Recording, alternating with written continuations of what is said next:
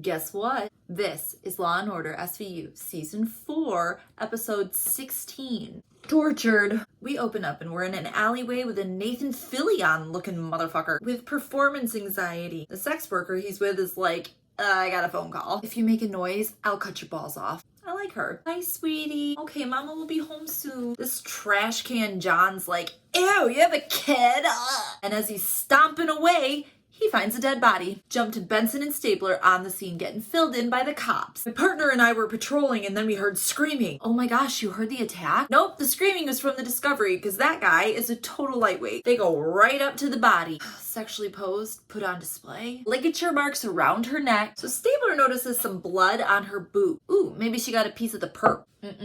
The blood's hers. Because guess what they find when they take the boot off? No foot! Back from the intro, and we're in the morgue. And Emmy Warner is telling us about the lack of foot. Not really sliced off, but sawed off. Blade wasn't thick, but it was serrated. She's thinking like a high-end kitchen knife. So did he cut pre-mortem or post-mortem? Please be post. No bruising, minimal clotting. Yeah. It was after she was dead. Cause of death was definitely that strangulation, and it looks like it was done with a braided copper wire. So the victim is Asian and in her mid-20s. Emmy Warner found healed burns all over her genitals, consistent with electroshock. Ooh. Also, these x-rays show that her wrists and shoulders are all fucked up. She was hung by her arms and tortured. Name of the episode, everybody drink. We're back at the precinct and Cragen's wondering if the guy who tortured her a couple years ago came back to finish the job. Finn's got a totally different theory. Restraint, painful game of shock the kitty. This looks pretty kinky to me. You sure we're not talking about S&M? Wow. Cragen's like, I don't think our victim was spanked to death. Huang is there and he's like, you guys are all morons. This is political torture. Those are all trademark techniques of Chinese military occupying Tibet. Maybe the victim came here and she was looking for political asylum. Let's check with INS. Munch and Finn have the most jaded INS worker running the prints. This is going to take forever. Do you know how many people come into the US seeking asylum? Like 1 million. We're never gonna, oh hey, this is her.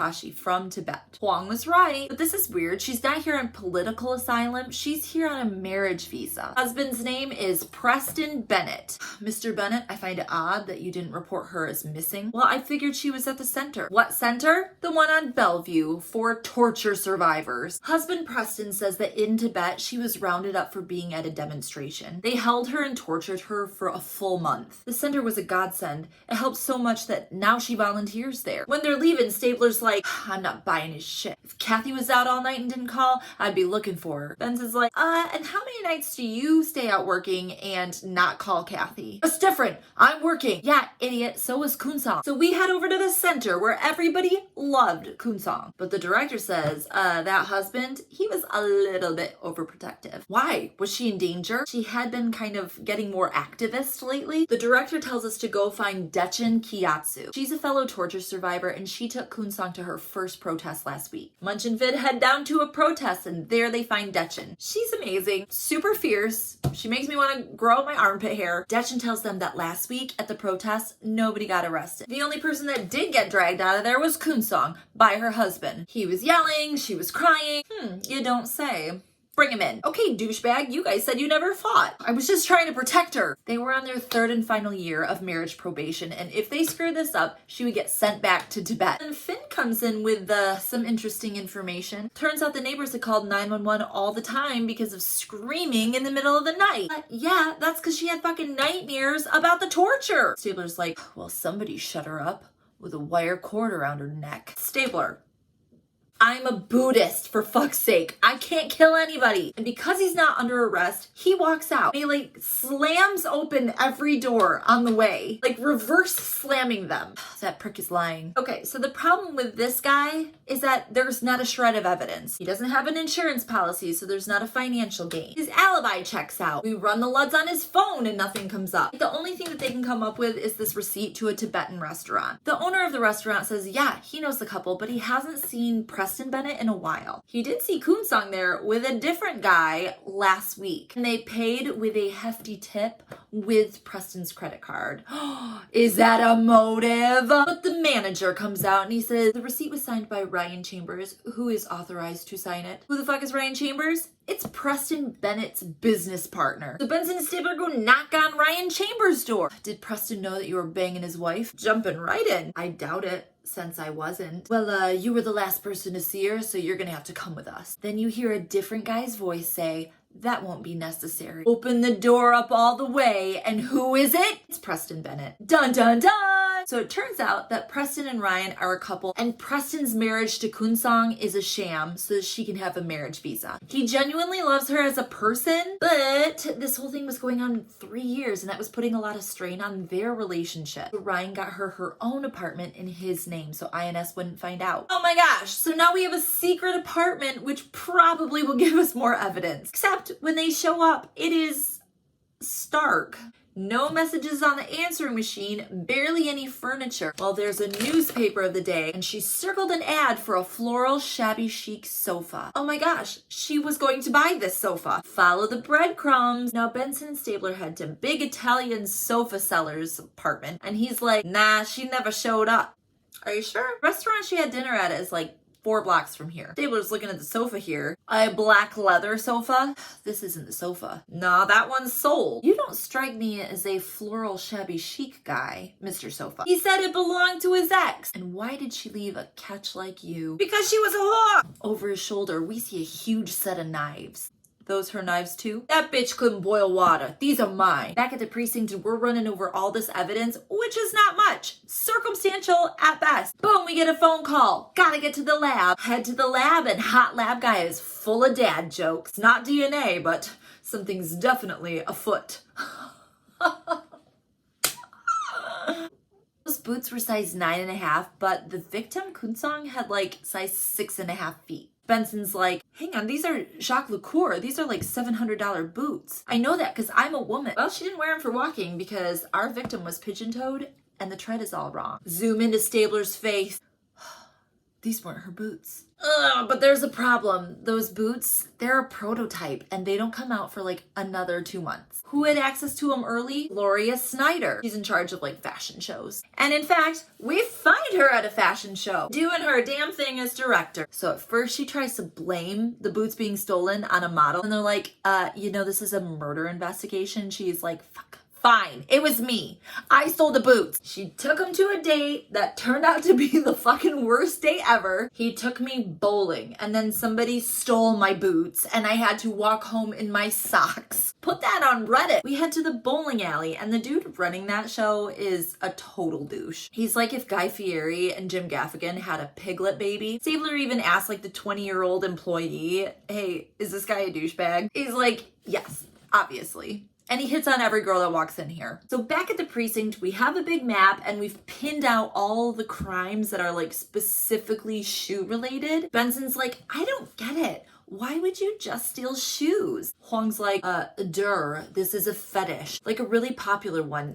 Isn't this your job? The team's just flailing. The bowling alley isn't around any of these crimes. Mr. Sofa's apartment is. In fact, it's right next to where a girl got choked out and woke up without shoes. When Benson and Stabler catch up with this bitch, I don't know how she can hear a thing they're saying. She has the hugest earmuffs you've ever seen. They are beefy. I have to wear these ugly tennis shoes because I'm too afraid of heels. That man stole 3 inches from my life. She recounts her day. She was pretty much in class the whole time, except she did swing by a bakery. And the bakery is on the same street that Mr. Sofa lives on. So we head to Ma's bakery. And Ma is in there. Of course, she remembers every customer that comes in, but not by their name, by their order.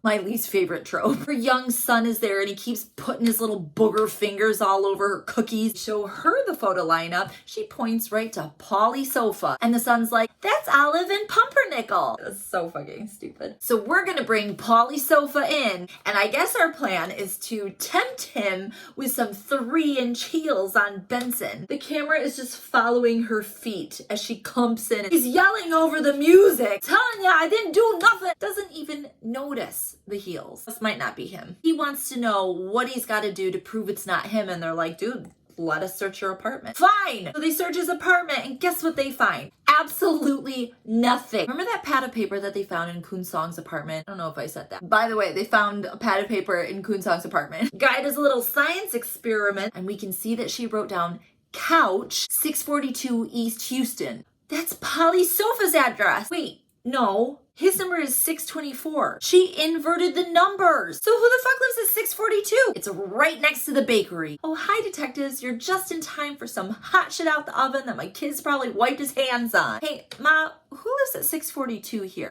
I do. I'm sorry, what? Yeah, it's just me and my son and my other son. Hey, Jerry, stick your head out. Window opens up and guess who pops his little fucking head out? The kid from the bowling alley. Aha! So obviously we're gonna bring him in. Mom okays them to search his room and they find a huge stash of women's shoes. Ma said the first time she caught you with some of these is when you were 5 years old. Not digging the shaming. I'm not gay. I just like how they look. We lay out all the evidence and Jerry knows the jig is up. This is the chicken's up. He says that Kun Song came to his apartment and she had the tiniest perfect feet, like something out of a dream. Things were going fine until she realized she was in the wrong place. And so he asked her to try on a pair of shoes. She called him sick and he lost his mind. 1 minute I was fixing my TV, the next moment there's a dead girl laying there. You know, like a normal Thursday. Sawed off her foot with a knife from his mom's bakery for his collection. Hang on just a minute. We still got like 10 minutes left of this episode, so you know we're heading to court. Gina, the defense attorney, is handicapped at like 1,000 different motions. She's also stomping around in some god-awful clogs because it's the only way that she can get Jerry to pay attention. So now we jump to the trial. Gina, the defense attorney, has some fancy pants doctor on the stand. Doctor, what does the frontal lobe do? It controls impulse control. I see. So if I have the urge to call Cabot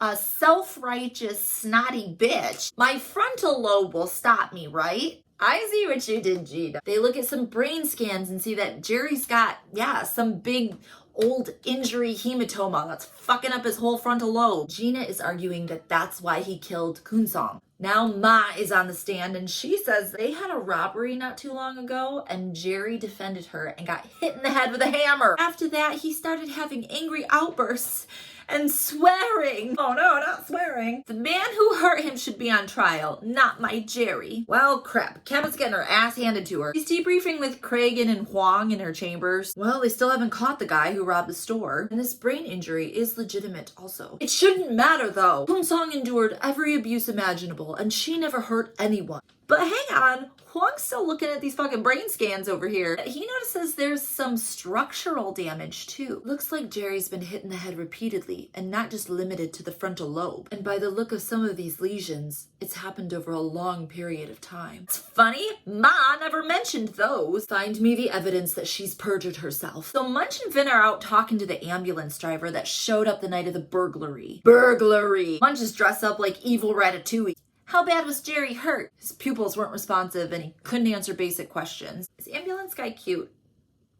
I think he's cute. I'd let him save me. Anyway, he says that little brother found him. Wait, where was Mom? Mom was in the bakery downstairs. Wasn't he downstairs too? No, Jerry was upstairs in the residence. What? Benson and Stabler are talking to Brendan. Little brother, if your mom is telling lies, you have to help us and tell the truth. We know she's just trying to protect your brother. He whips around. You don't even know her. She's the one who hurt Jerry. Every time she finds him with a pair of women's shoes. Oh shit, this bitch has been hitting him since he was 5. We confront Jerry about this and he refuses to admit that his mom hits him. Jerry, after that one injury, the doctor told your mom to be really careful with your head. Did she hit you after that? He won't answer. He says that he killed that girl and he belongs in prison. The only thing that changes his mind is when they're like, look, when you're gone, who do you think your mom is going to start hitting? He spills to protect his brother. A girl came into the bakery and I mentioned her shoe. My mom flipped out. He says she grabbed a frying pan and just started smacking. Even though he begged her. Not my head, remember what the doctor said. So in our last scene, we're walking back into the bakery. Hey, 30 people patronizing this place. You want to find a new bakery. They slap handcuffs on her. What are you doing? You're under arrest for the murder of Kun Song Bennett. That's insane. I had nothing to do with it. Yeah, you did. Bitch, you caused the injuries that turned Jerry into a killer. That's depraved indifference. Murder too, bitch. Screen goes black. dick wolf. And that was Law & Order SVU Season 4, Episode 16. Jum jum.